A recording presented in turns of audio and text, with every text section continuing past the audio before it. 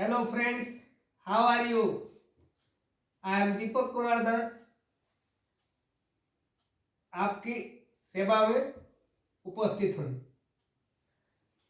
First video मेरा कल का था, आज सेकंड वीडियो लेके आ रहा हूँ। कल आप लोगों को मैंने समझाया कि सब्जेक्ट, वर्ब और ऑब्जेक्ट क्या होता है। इंग्लिश बोलने में, इंग्लिश लिखने में और इंग्लिश समझने में सब्जेक्ट, ऑब्जेक्ट, वर्ब की बहुत ही इम्पोर्टेंट रोल होता है। नेक्स्ट वीडियो में आपको देखना है कि सेंटेंस मेकिंग में पार्ट्स ऑफ स्पीच का भी बहुत ही महत्वपूर्ण रोल होता है। मतलब सब्जेक्ट, वर्ब, ऑब्जेक्ट, उसी का डिटेल स्टडी है। तो आज सबसे पहले पार्ट्स ऑफ स्पीच, सबसे पहले नाउन देखेंगे, नाउन का डेफिनेशन देखेंगे और नाउन क्या होता है उसको समझेंगे। नाउन, नाउन को हिंदी में संज्ञा कहा जाता है। नाउन का शुरू से ही बहुत ही सिंपल डेफिनेशन है कि a noun is the name of a person, place, thing, etc. A noun is the name of a person, place. A noun is the name of a person, place, thing, etc. ये simple सा definition है। A noun is the name of a person, place, thing, etc. किसी व्यक्ति का नाम, किसी person का नाम नाउन होगा, किसी प्लेस का नाम नाउन होगा, किसी थिंग का नाम नाउन होगा।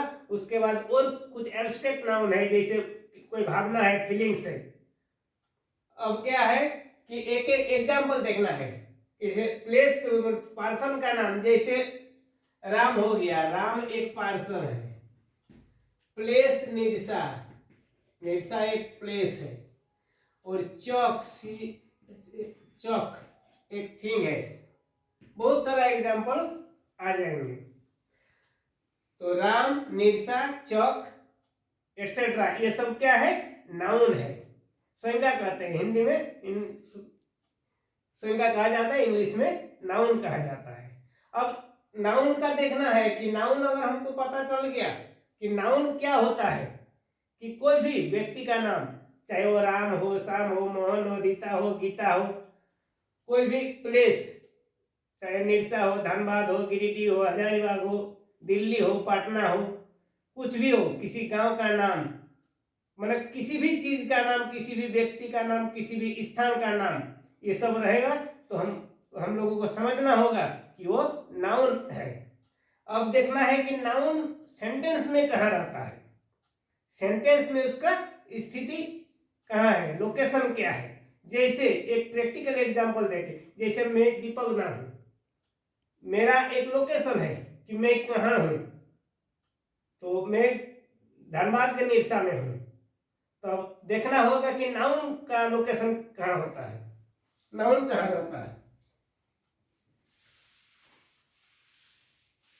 एक सेंटेंस बनाएंगे,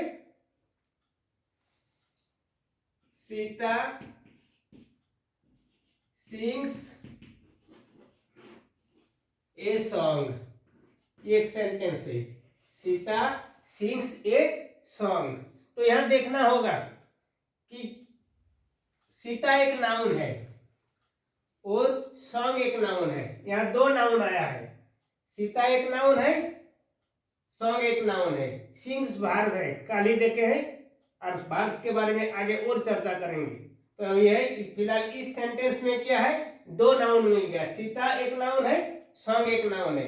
अब जैसे बोले हैं कि नाउन कहाँ रहता है, नाउन का लोकेशन क्या होता है, अब देखना होगा कि काल ही जैसे लास्ट वीडियो में बताए थे कि नॉर्मल सेंटेंस में सेंटेंस का स्टार्टिंग सब्जेक्ट से होता है। तो ये जो इस प्लेस है, ये प्लेस सब्जेक्ट का प्लेस है, ये सब्जेक्ट का जगह है।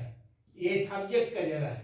तो नाउन जो मैन सीता एक नाउन है, सीता जो है सब्जेक्ट के स्थान पर है।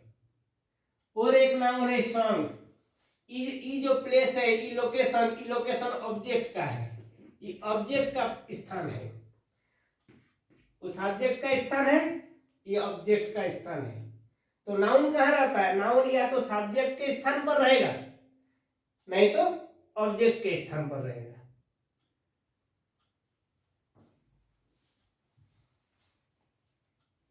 नाउन सब्जेक्ट के स्थान पर भी रह सकता है, ऑब्जेक्ट के स्थान पर भी रह सकता है। दूसरा एग्जांपल लेके इसको और क्लेरिफाई करेंगे।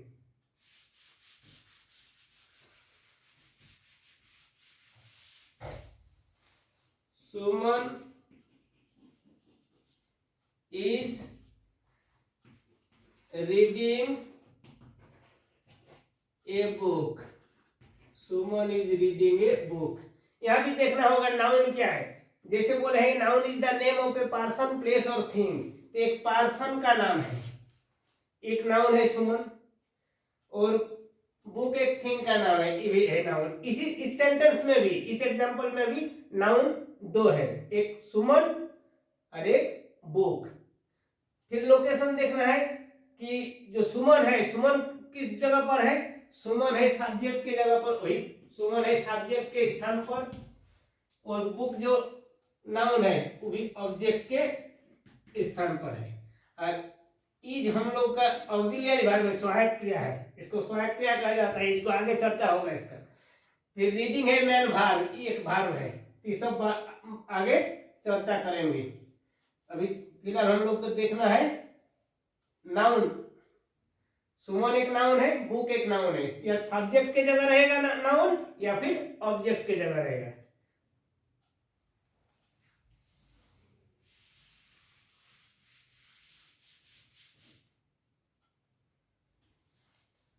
इसके आगे क्या है कि व्हाट, जैसे हम लिखे टॉपिक में नाउन, थोड़ा सा नाउन का डिस्क्राइब कर दिए हैं।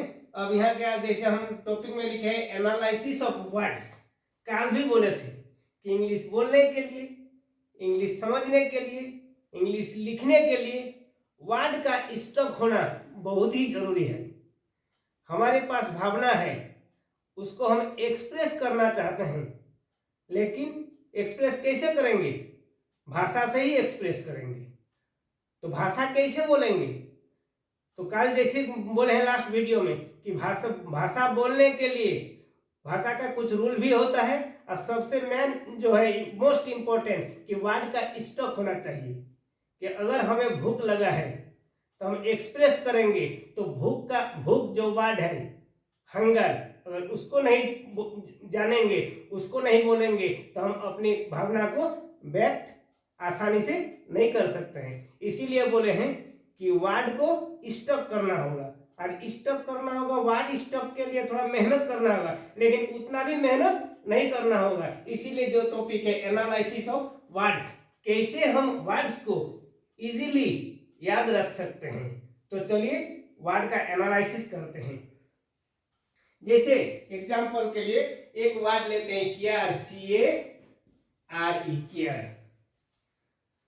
अब देखिए एक वर्ड से 4-5 वर्ड बनाया जा सकता है, वर्ड का एनालिसिस।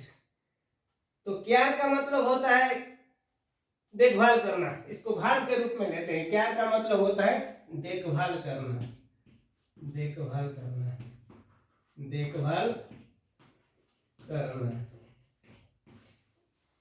केयर का मतलब होता है देखभाल करना या संभालना, जैसे हिंदी में लेंगे इसको। अब देखना होगा केयर से क्या कौन कौन सा वर्ड बनता है। एक हुआ केयर देखभाल करना, तो केयर से देखिए क्या क्या वर्ड बन रहा है। केयर से और वर्ड बन जाएगा केयरफुल, केयरफुल एक वर्ड बना केयरफुल। फिर दूसरा वर्ड बन जाएगा केयरलेस। फिर तीसरा वर्ड बन जाएगा केयरफुली। फिर नेक्स्ट वर्ड बन जाएगा केयरलेसली, केयरलेसली। कितना वर्ड आया? 1 2 3 4 5, क्यार से 5 वर्ड्स अभी तक बना है। तो अब क्या है, इसको हिंदी में अगर हम बोलेंगे एक्सप्रेस तो इसका मीनिंग समझेंगे तो धीरे धीरे इसका मीनिंग क्लियर हो जाएगा। क्यार मतलब देखभाल करना या संभालना। केयरफुल का मतलब होता है, अब हिंदी में लिखते हैं, केयरफुल का मतलब होता है सतर्क, सतर्क या सजग। केयरफुल सतर्क या सजग, तो जिसको अलर्ट भी बोलते हैं हम लोग।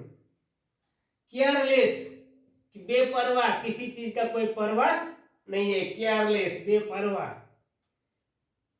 केयरलेस हम लोग हमेशा यूज करते हैं ये सब, केयरलेस। फिर बोले केयरफुली, सावधानी से, केयरफुली सावधानी से, सावधानी से, केयरफुली सावधानी से या सतर्क होके। केयरलेसली, केयरलेसली और एकदम बिना कोई केयर नहीं है, केयरलेसली ऐसे लापरवाह, लापरवाह से, पूरा लापरवाह, केयरलेसली, इसको एडवर्ब है केयरलेसली। तो केयर से एक वर्ड अगर हम यहाँ याद करेंगे, केयर, CARE, केयर वर्ड याद कर लेंगे तो care, careful, careless, carefully, carelessly, 4-5 गो वर्ड, जिस वर्ड से जैसा बनेगा। जैसे कल सक्सीड वर्ड बोले थे, सक्सीड, सक्सेस, सक्सेसफुल, सक्सेसफुली, इसे जैसे बोले थे। इसी प्रकार हम लोग एक एक वर्ड को देंगे, लेंगे और उसका अलग अलग रूप है। जैसे ये भार्ब है, क्या क्या रे भार्ब, आगे डिटेल में समझाएंगे। क्या रे भार्ब, केयरफुल है एडजेक्टिव, केयरलेस है एडजेक्टिव, केयरफुली है एडवर्ब, केयरलेसली है एडवर्ब।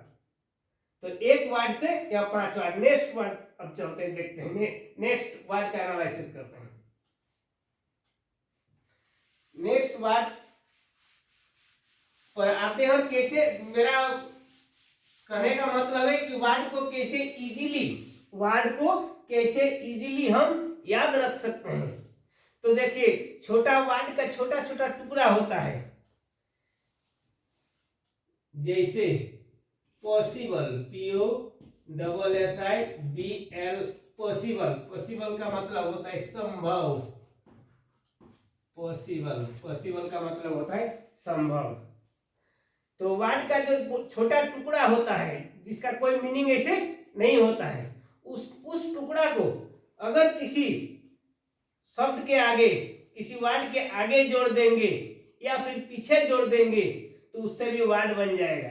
यहाँ देखिए, जैसे पॉसिबल है, पॉसिबल का मतलब संभव, इसमें जोड़ देंगे एक आई एम, इम जोड़ देंगे, इम, इसमें इम प्लस पॉसिबल कर देंगे, इम प्लस पॉसिबल कर देंगे तो कौन सा वर्ड बन जाएगा, इम्पॉसिबल,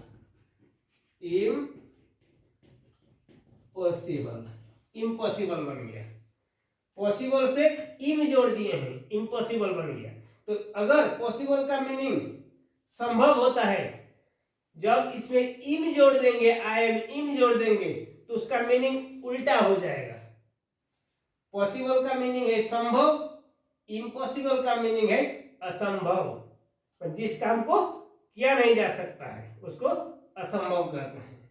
फिर दूसरा इसी का एक वर्ड है करेक्ट, करेक्ट, करेक्ट का मतलब सटीक होता है, सही। इसका भी क्या जोड़ देंगे, इसमें जोड़ेंगे आई एन, इन जोड़ेंगे, इन। करेक्ट में क्या जोड़ेंगे, इम नहीं जोड़ना, पॉसिबल में इन जोड़े हैं, करेक्ट में इन जोड़ेंगे तो इनकरेक्ट हो जाएगा, इनकरेक्ट हो जाएगा। तो ऐसे क्या है कि एक वर्ड से दूसरा वर्ड, यहां भी एक वर्ड से दूसरा वर्ड, उसके बाद जैसे पॉसिबल का अगर लिए है तो पॉसिबल का और वर्ड निकलेगा पॉसिबल से।